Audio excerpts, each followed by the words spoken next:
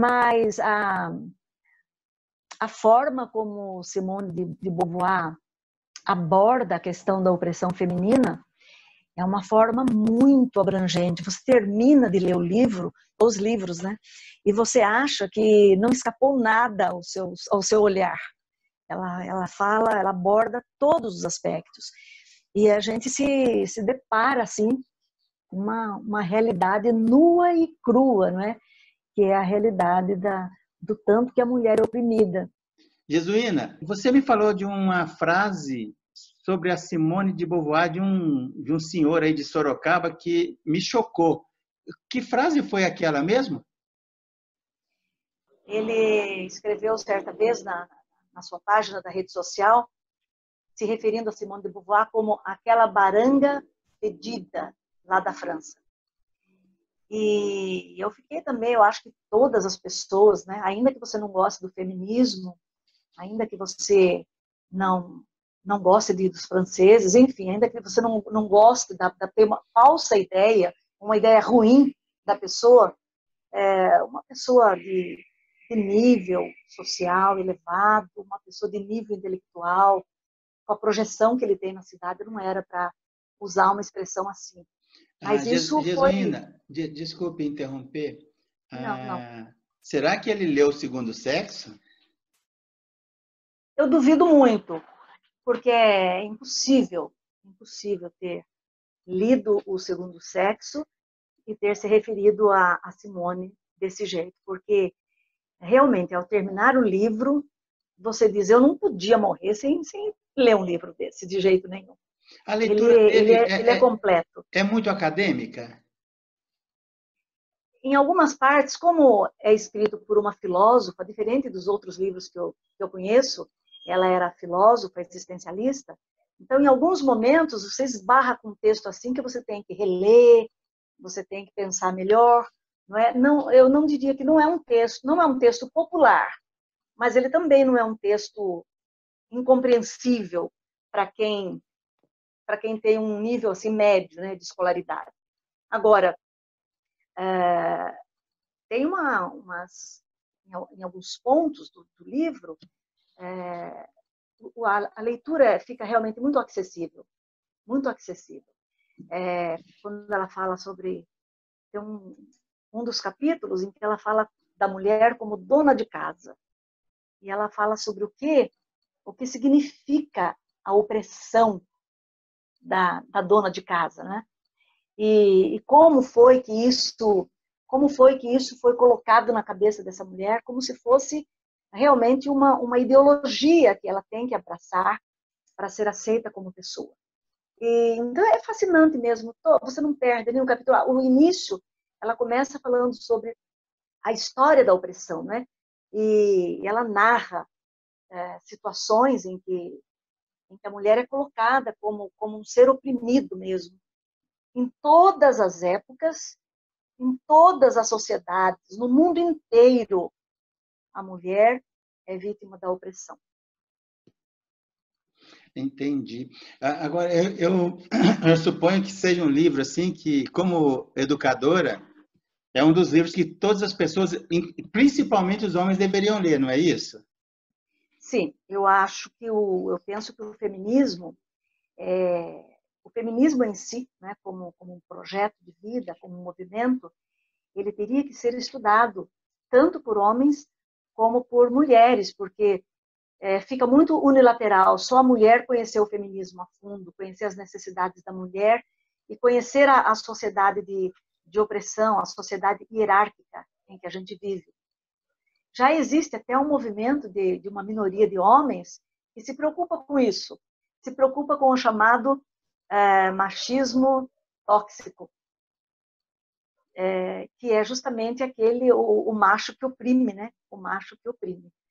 Então, existe já um número significativo de homens que escrevem sobre isso, que fazem palestras para homens sobre essa questão da masculinidade tóxica. A palavra é essa, a masculinidade tóxica. Bem interessante. Como teóloga, como é que foi a transposição do que você enxergou na Simone de Beauvoir que viveu no século XIX, na primeira metade do século XIX. Eu imagino como ela foi revolucionária na época dela, se até hoje ela é revolucionária, né? Como você fez a transposição do que você aprendeu com ela para o meio teológico onde você transita? Para mim não foi uma coisa muito difícil, porque eu sempre contestei dentro de mim, ainda que eu não verbalizasse isso, eu sempre contestei aquelas palavras do tipo mulheres sede submissas, essa teologia que enfatiza que o mal veio através da mulher, o mal no mundo, né? Ele veio através da mulher. Eu Mas tive sempre muita... sabe por quê, né? Porque quem contou a história não foi Eva. Porque se fosse, ela ia aumentar também, né? A história não apenas no que tange ao texto sagrado, a Bíblia, mas a história toda, ela é toda escrita por homens. Porque as mulheres também não estudavam, né? Em função da opressão, né? A maior Em função da parte delas. opressão, a escola era só mesmo para os homens. Inclusive, existia uma ideia, bom, até quando eu era menina, na cidade de Sorocaba, eu escutava, né? Que a educação estraga a mulher. Eu ouvia as amigas da minha mãe conversando com ela. Você está deixando sua filha estudar? Olha, cuidado, a educação estraga a mulher. Porque a educação desvia, na verdade é essa, a educação desvia a mulher do seu papel, do papel para o qual ela foi designada na sociedade, que é o de ser mãe, dona de casa, esposa. Jesuína, Então, vou sim. fazer só um parênteses. Essa conversa está bem interessante, bem legal.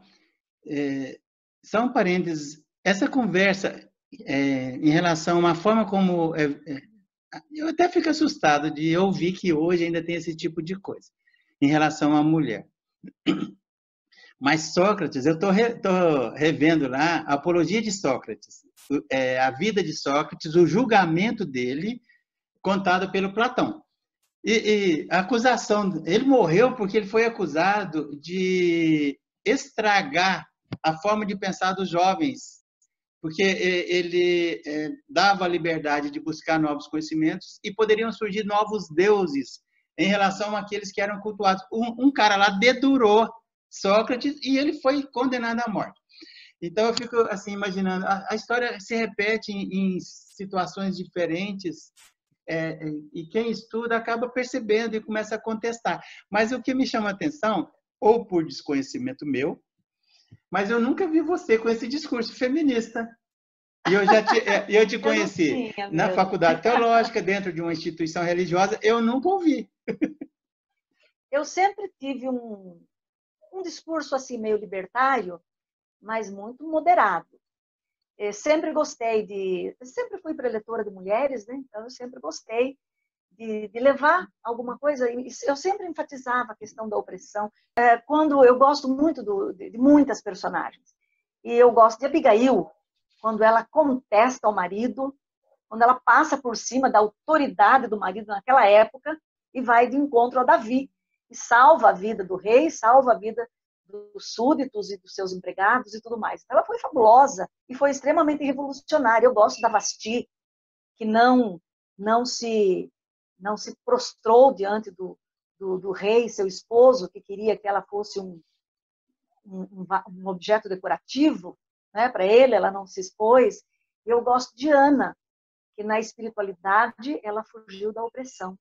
E ela era uma mulher oprimida. E eu nunca deixo de dizer que ela era oprimida socialmente, ela era oprimida por uma religião que discriminava as mulheres. É um assunto que eu abordo, não cai muito bem em todas as mentes, né? Mas eu nunca me omiti de dizer isso. Fala uma coisa, desculpe. Dentro dessa perspectiva de fazer a leitura do texto bíblico sob o ponto de vista cultural e histórico, e para não cometer erros ao fazer a extrapolação, ao trazer para uma análise crítica, você entende que Paulo ele era extremamente preconceituoso